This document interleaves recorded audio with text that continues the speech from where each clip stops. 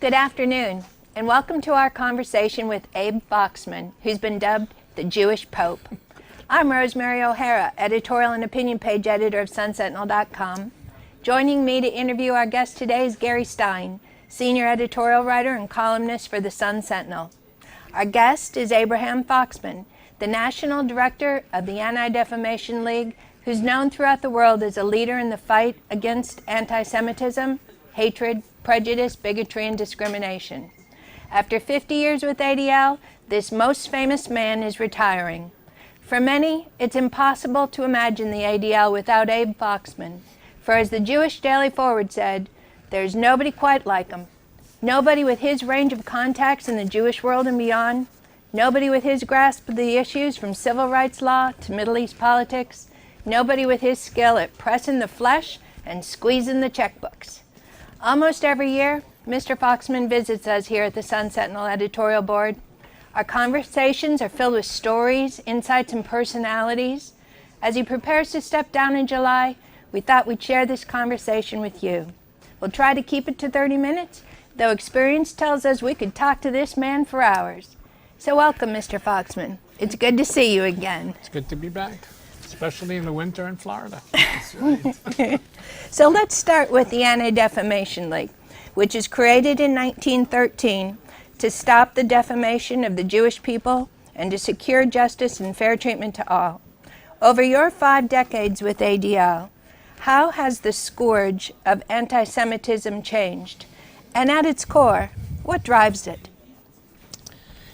It's still here, which is probably the most disappointing element of fighting prejudice, is to wake up 50 years later and realize that it's still with us. What's changed is it's better in Anglo-Saxon world. It's better in the U.S. It's still here. We're not immune from prejudice, racism, and certainly not anti-Semitism. But in this country, not only have we written laws, changed attitudes, but there is a consequence of being a bigot in this country. And I think to measure success, it's to instill in our society, regardless of the laws in this country are just the opposite. The laws in this country say you can be a bigot, you can be an anti-Semite. Right. It's okay. We'll protect your right to be an anti-Semite, which is different than it is in Europe. And yet in this country, anti-Semitism is lower than in Western industrialized countries. Why? Right. Because in this country, there's a price to be paid, not by law and not by prison, but by society. If you're an anti-Semite, sure, you're going to pay a price. If you're in business, you're not going to be successful. If you're in politics, yeah, you may get away with it once, maybe twice, but down the road, it's not going to go. And to me, Mel Gibson is the best example. Mel Gibson was #1 in this country, People's Choice, great director, great producer, great actor, and then revealed himself as a bigot. Yeah, we didn't destroy him, but he no longer is. That's America's society. He responds to bigotry and anti-Semitism. And that's to the credit of our country. I'll take a little bit of credit for it. I think the ADL has worked very hard to expose, to educate, to put a price on bigotry. We talk about bigotry not being or anti-Semitism not being as bad in this country as it is in Europe. In Europe, it's raging, it seems like, and obviously daily now we see it. I was just reading today where many more Jews are leaving France. Can you speak to what has been going on in Paris and the obvious anti-Semitic overtones to it? Well, we have never really, or they have never really, gotten anti-Semitism out of their system. They being the French? Europeans. The French are the French, okay, but we just did, the ADL did a survey a couple of months ago of anti-Semitic attitudes in 102 countries. And Europe was high. in the 30s. That means 1/3 of the French public, 1/3 of the British public. Not as bad as in the Middle East or North Africa. In the Middle East and North Africa, anti-Semitism is 70, 80, 90%. And that's part of the problem today in Europe. Because what you have in Europe is the old anti-Semitism and the new anti-Semitism. The old anti-Semitism comes from the right wing, from the neo-Nazis, from the old Nazis. That's still there. It has really never been catharticized out of the system. Two, the memory of the Holocaust. And the Holocaust did act to at least make it, if not acceptable, people knew better than to be anti-Semitic after the Holocaust. But we're 70 years after the Holocaust. That's gone. That element of shame, the element of, is gone. And now you have a new dimension. Now, if we found that the level of anti-Semitic attitudes are so high in the Middle East and North Africa, there's a human conveyor belt. Many of these people are coming to Europe, and they bring with them that hatred, that bigotry, that prejudice against Jews. And what do you think drives so you're that? saying you're seeing what drives it?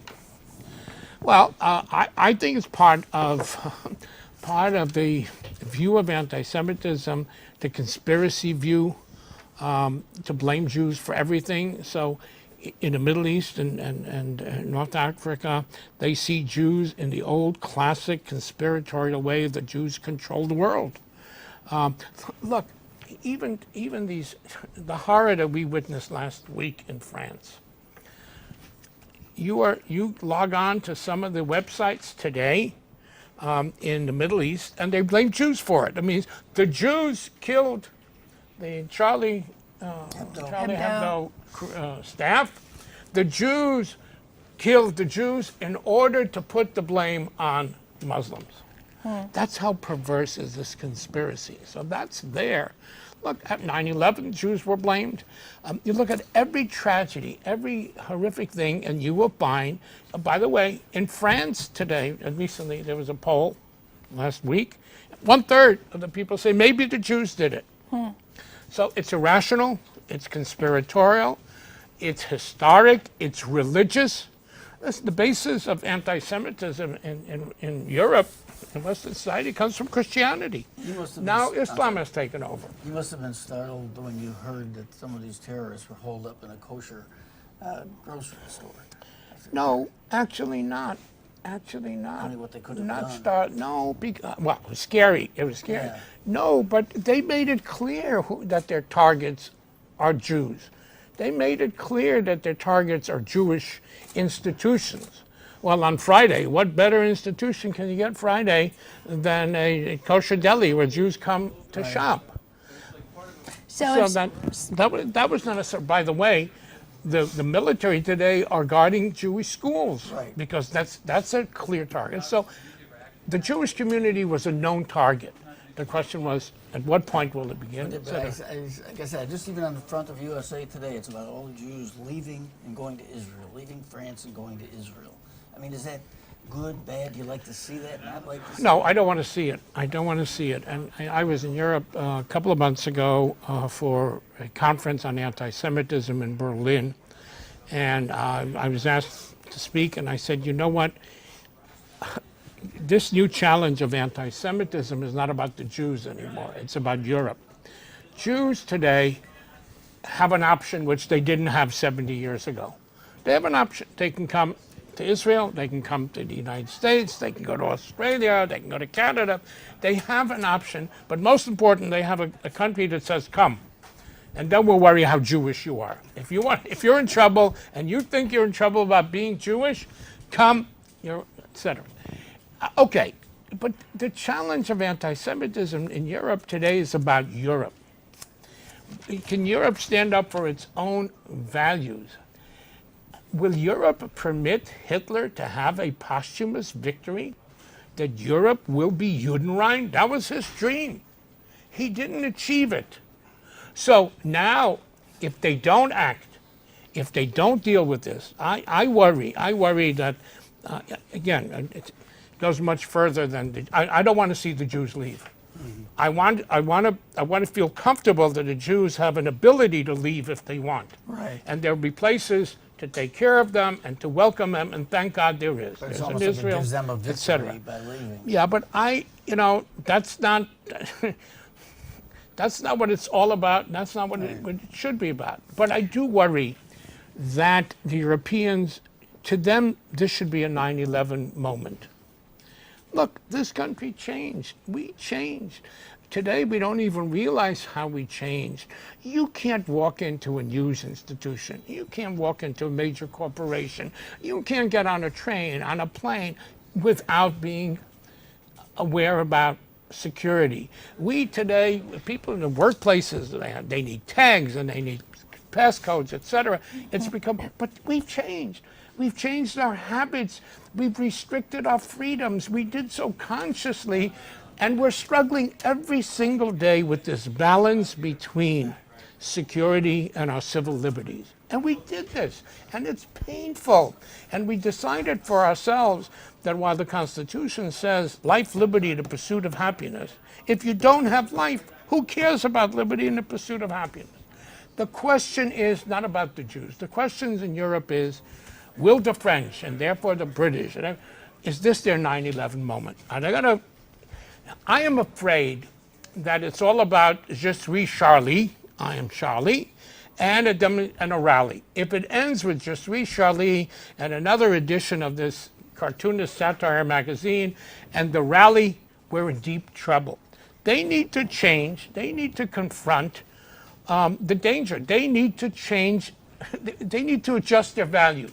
And they have to pay a price. And I will say to you why I think that it may not work is because they're too much involved in political correctness. With all due respect to the president of France, Mr. Hollande, for Mr. Hollande to get, President Hollande to get up there and say this has nothing to do with Islam, is absurd. How can you ask the Muslim community to take back its religion, to act out its moderation, if you say it has nothing to do with Islam? If it's nothing to do with Islam, what do you want from poor imams? We're afraid to call it what it is. If we cannot say this is radical extremist Islam, we're not going to deal with it. Even here in this country, this conference that the White House called for February 18th, by the way, we now learned this conference has been postponed twice. Why? Because they can't agree on what to call it. But call me, I'll tell you what to call it. It's not a conference about radical extremism. It's a conference about Muslim radical extremism. And unless we're able to call it what it is, confront it what it is, be courageous, and then challenge the moderate Muslims, and there are hundreds of millions of moderate Muslims. But if we take them off the hook and say, oh, it has nothing to do with you, we will never deal with it seriously. Are you satisfied with the response from the moderate Muslim community? I think there's more of a response in Europe than there is here, for example. I think there's a beginning. I think there's a beginning response. We've seen them in some of the rallies, but we need to challenge them, not take them off the hook. We need to say to them, we'll help you take back your community, your faith, your religion. But you can't just say it has nothing to do with it. The people of Charlie Hebdo were massacred, as they said, in defense of the image of Allah. Not Moses, not Jesus, Allah. Well, let's say what it is. I guess there's a danger of painting with a broad brush, that a whole religion is criticized, and how do you walk that line? Very clearly, you say this is not the totality of Islam. This was hijacked by extremists. The majority of Muslims need to stand up and take back their faith. It's not blaming everybody. It's not. Look, there will be bigotry. You see it in France. And you see it in Germany. You've seen demonstrations in Dresden. You've seen them in Munich. They don't want immigrants. Okay, that's the place where you stand up and you say, hello, that's not what this is all about. This is not what it's all about. But you can't ignore it. You can't just whitewash it, because then why should a Muslim imam stand up and say this is not what our faith is about if the president of France says it's not about your faith? Right. So you've been invited to a conference over there, and what's the message you plan to bring? That? That's part of the message. Yeah, stand up, call it what it is, deal with it with respect. One has to be very, very careful, absolutely very careful, because it will be used and abused by bigots. There's no question about it. There's no question about it. So we need to be aware, but at the same time, call it what it is, say what it is, and join the moderate Muslims to help them fight it. As you, to change the way we're going here just for a second, as you look back over the 50 years, what would you say has been the greatest success that you and the ADL have had in those 50 years? And maybe the greatest failure, too. Okay. Well, I think the greatest failure is the fact that we still exist. So we've been around for 100 years, and I've been part of it for 50 years, and we're still in business. So, but you know what? I'm not ready yet. I'm still in the saddle, and unfortunately don't have the luxury yet to pontificate on what I did or what I didn't do. But having said that, I think the greatest failure is that not only my children, my grandchildren are going to need an Anti-Defamation League in their lifetime. That's a very sad reality. We've come a long, long way. We've written laws, we've changed attitudes, but we haven't eradicated it.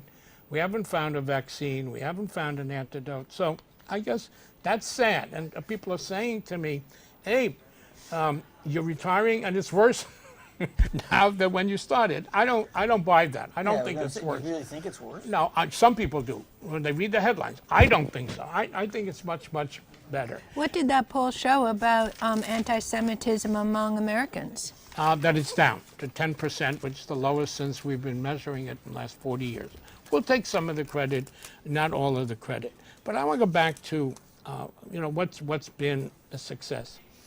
I think the one thing that I worried about at all times was our credibility. We don't have armies. We don't have. It's our word.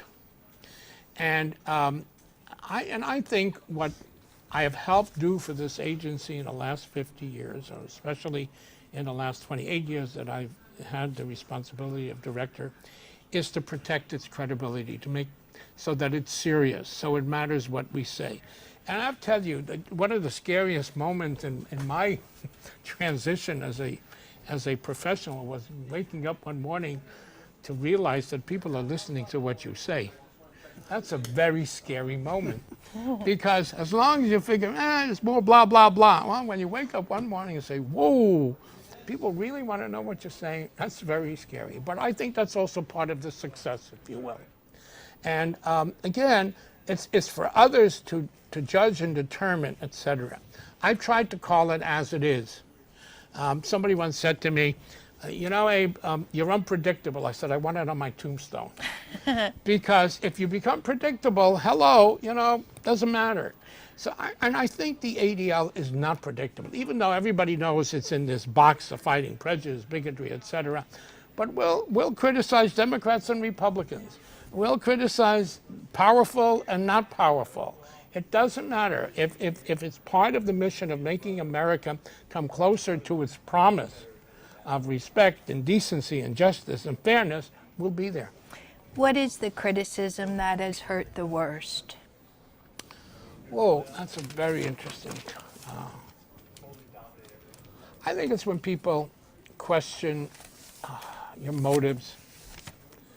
I think when they accuse you of, I think it's when, and you know what, and it's worse when it comes from your own. And that means, if anti-Semites and bigots and racists call me all the names in the world, okay. But it's when people in the community accuse you of not caring enough or being, in fact, I think that hurts because, we don't guarantee success, but to try. And I've been very, very, very, very, very, very fortunate to spend my adult life after having survived the Holocaust, survived the anti-Semitism, survived because of tolerance and respect, because my nanny risked her life, to be able to do this in my adult life. Wow. So when people say, he doesn't care, or he's, or he's left-wing or right-wing, and it comes from within the community. I think that's the most hurtful. And people are going to say that your voice is needed more than ever now. Are you going to keep your voice in Yeah, the public? I'm not. I'm retiring, but I will I will not. I will retire, but I will also rewire. I think I have a voice, and especially since I lived through that scary moment of people listening. So as long as they'll listen, I will be out there. A platform may be a little different. Books and Well, okay, yeah, but I mean, yeah, I've agreed to do a book. I'm not sure who cares about 50 years of Abe Foxman in the trenches. I have to figure out, so what is the message out? Who cares? And you can't tell everything yet. So, the juicy stuff, you can't tell, because it will undermine all kinds of things. So, yeah, I'll do a book. I'm just not sure, from what perspective and to what audience.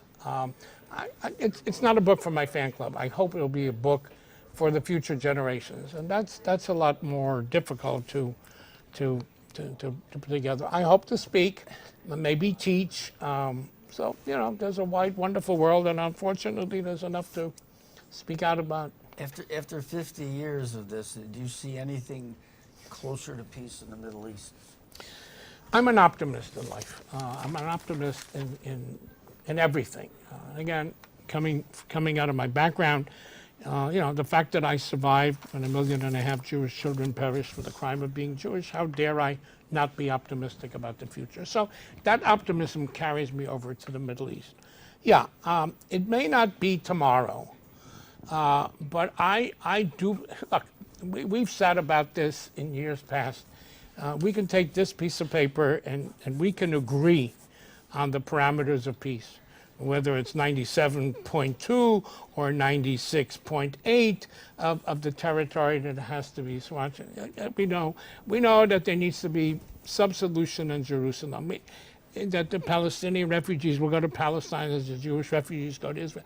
So And we a know the Palestinian parameters. state. We know the parameters. It needs leadership, but it also needs a moment in time where the leaders are willing to make a compromise. And that's what we're looking for. And sometimes it's on one side of the fence, we have leadership ready, and not on the other, and vice versa. We don't have it now on both sides. Abu Mazen, whatever you want to say, you know what? Abu Mazen is not ready. He's run away from peace on several occasions. He's run away from the American approach, from Mr. Secretary Kerry. He's run away from a peace process with the King Abdullah in Amman. He's not ready. And now what he's doing is are steps which move peace further rather than closer. But I believe that there is somebody in a Palestinian community that will have the guts, and it'll take an Israeli leader with guts. So Can you put a name on that? Yeah, but if I do it, I may hurt them. Right. So I'm not sure how productive it is. Yes. In fact, there have always been conversations, quiet conversations behind the scenes. So yeah, I am optimistic, and I think the U.S. needs to be cool about it, needs to be a facilitator. It will not happen without a facilitator. But the last couple of events, look, to watch the street scene in Paris, and the hypocrisy, for Abu Mazen to stand in the front line. I said, for Davutoglu, the Prime Minister of Turkey, Turkey has more journalists in prison today than China has. So, these are the partners to peace? Not yet. There's a certain hypocrisy. I would say out of the 40 countries, at least 20 of them don't have freedom of speech, freedom of the press, and they pontificated there. So, unless we can challenge that hypocrisy, if I were Hollande, I would say, no, you can't come. By the way, he said to Bibi Netanyahu, don't come. Why didn't he say to Davutoglu of Turkey, don't come? You have journalists in prison. You don't permit, King Abdullah of Jordan, nice guy, he's got journalists in prison. Abu Mazen, maybe a nice guy, he's got journalists in prison. So as long as we tolerate that hypocrisy, you're not going to see that courageous step towards peace. But I believe it will come, because the formula is there. It needs the conviction of somebody who take the risk. Let's talk about some of the, you've had in your career, relationships with a lot of people on the world stage. So we'd like to do a quick lightning round with you. Okay. You are going to give you the name you give as a word or a sentence that describes this person. Ready? Ronald Reagan. Tough, difficult to get to, but once you get the message to him, he understood and he acted. And I'm talking about Soviet Jewry. George W. Bush. We're talking about 41 or 43? 43. 43. George W. Bush cared a lot more than people gave him credit for, understood more than people gave him credit for. He was a friend who understood the relationship between Israel and the United States and acted on it. Bill Clinton. Everybody's friend, wonderful. Everybody's chaver, like he said when he talked about Rabin, I lost my friend. Bill is smart, quick, sharp, and everybody's friend. And Jimmy Carter. Not everybody's friend. He had hang-ups. Look, he never understood the Jewish people. He never understood Zionism. Really? Never understood it. There was something. I'm very careful to say that it may have been some of the Christian background and teaching, but there was something that was not there. He had an anger with the Jewish people, which continues to this day. Yeah. It's not necessary, but it's there, and it's sad because he's a decent human being who sets moral standards. But to accuse the Jewish community in the United States, the Friends of Israel, of controlling the American government, that's borderline anti-Semitism, if not anti-Semitism. So he's got a problem with us, Yeah. and therefore we have a problem with him. President Obama. President Obama, I think, is getting a bum rap. I think certainly the Jewish community wants everybody to love us and Israel and all the things. And President Obama, I think, has lived up to his promise. When he ran for 1908, he said, 208, he said, Israel's security will be sacrosanct to the United States as long as I am president. And you know what? Coolness, not coolness, friendly, he does smile, he does love Bibi, I don't care.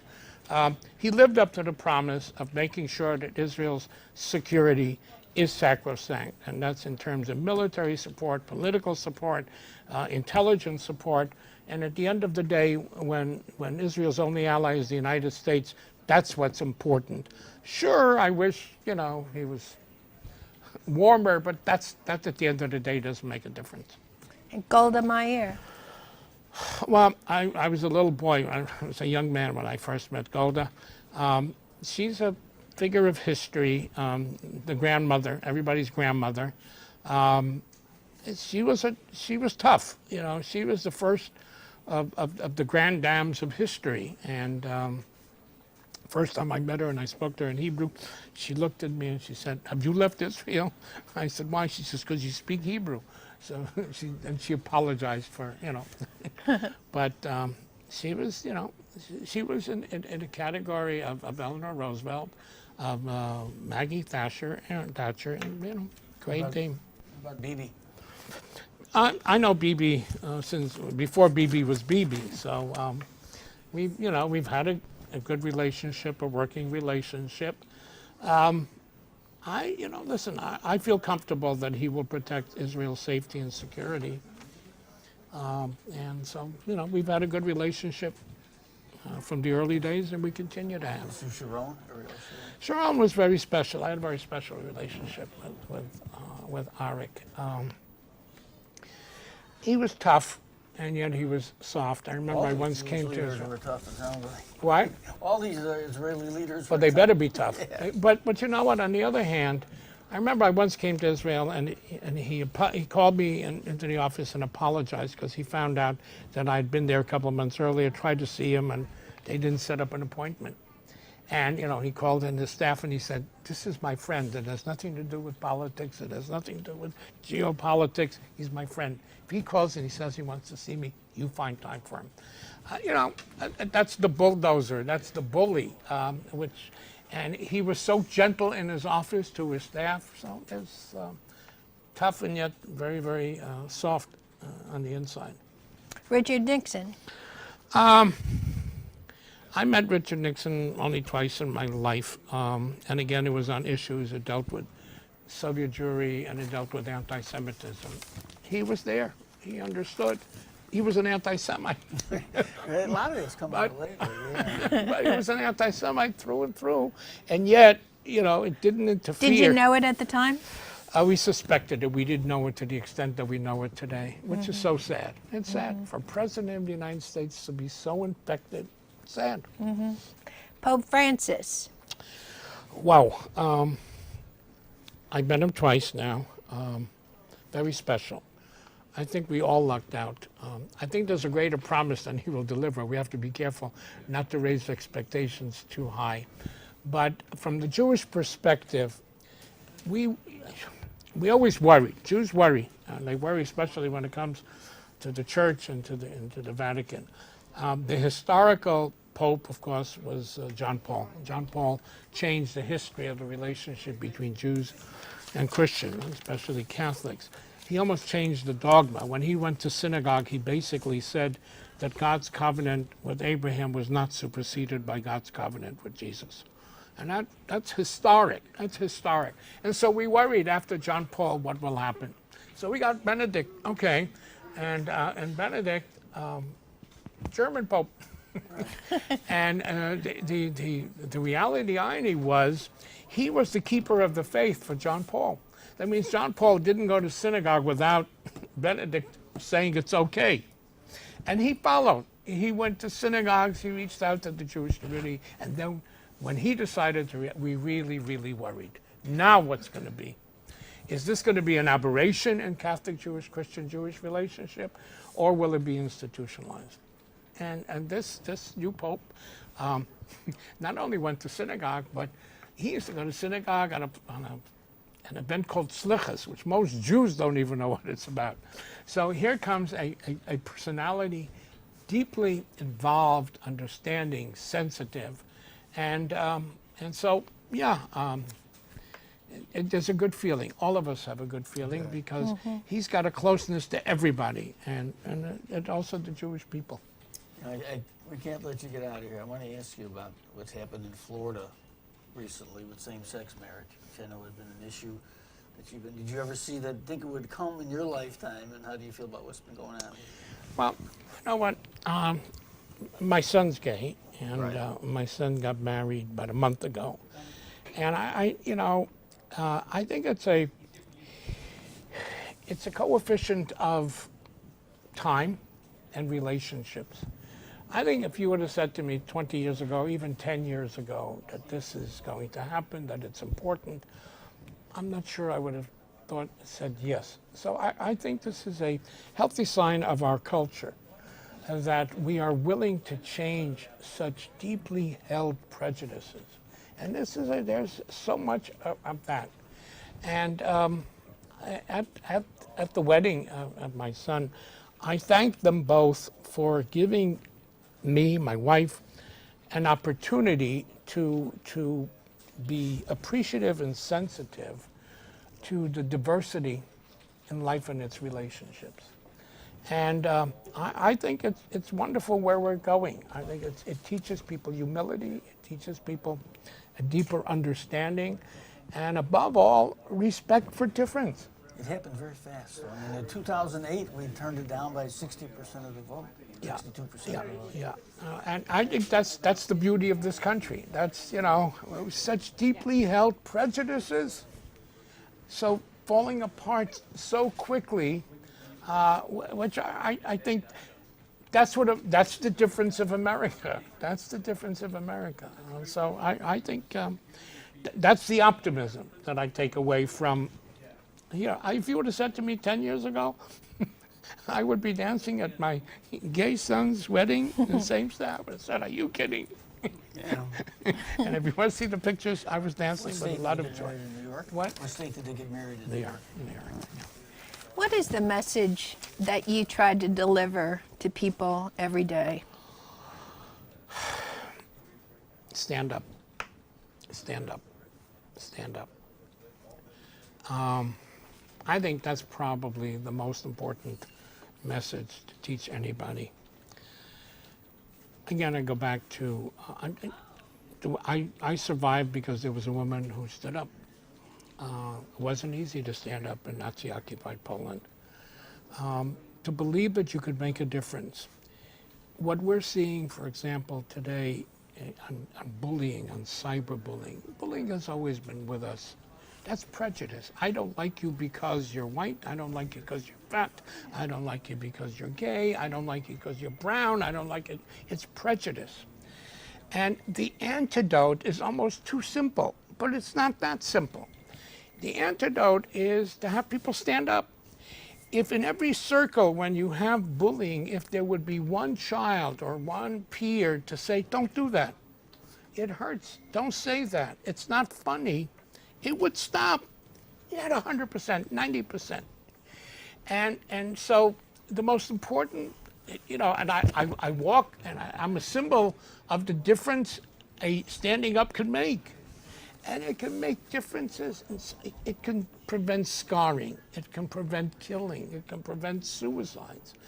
And we say it glibly, just stand up. But it's not simple. It's not simple in a peer environment to stand up and say no. And look, and we know what happened in Europe. We know what happened in Europe. You go back to Paris, in a way, it was easy because if 3 million people stood up all over France, it was easy. But in Germany, there was a demonstration in September against anti-Semitism. In Berlin, 5,000 showed up. So they didn't feel that it's the time or willing. But yeah, my message is stand up, you can make a difference. An unbelievable difference. But you have to teach people respect, self-respect, and a faith that they can really make a difference. And so, yeah, that's the message. And I introduced you by saying people have called you the Jewish Pope. How would you like to be remembered? Somebody made a difference. Mm-hmm. And you did. And you did, that's right. It's hard to imagine the ADL without you and your voice, you know. That's what they said when I came. Oh, what's going to be? Arnold Foster and Abe Perlmutter, you know what? And it's time. It's fine. You can imagine. I told the search committee, don't look to replace me. That's not. Look to find somebody who will continue the tradition of standing up and doing it, I guess courageously. So it does take some courage, not tremendous, but a faith that it makes a difference. Mm-hmm. That makes it easier when you get scarred, and I get scarred. Okay. We've appreciated your coming to visit us here, but let me just ask you quickly about South Florida. South Florida is one of those haunts that you come and visit with regularity. Why is that? Well, why we have an office. We have a vibrant Jewish community. So that's a place to come, not only to touch and be touched, to reinforce, to encourage, to raise money, to raise awareness. So it's a significant part of American Jewish history and American Jewish presence. And it's also, our country is going through demographic changes, very serious demographic changes. And it will be evidenced more here, more quickly than anywhere else. And so I think, again, one needs to invest a little bit more in South Florida because the demographic changes are happening and will happen much quicker. And if you succeed here in integrating Hispanic Latino community, it will be an issue in Connecticut, Illinois. People just think it's Texas, Florida. This is the testing place. And here, thank God also, I think the fact that there is a significant Jewish community which has also assimilated and acclimated and yet kept its faith and they come together with the Hispanic Latino is a very important place for us. Mm-hmm. We have an office, we have relationships, we have programs, we have outreach, and so, I think it's an important place which will set a standard for coming together of ethnic religious communities.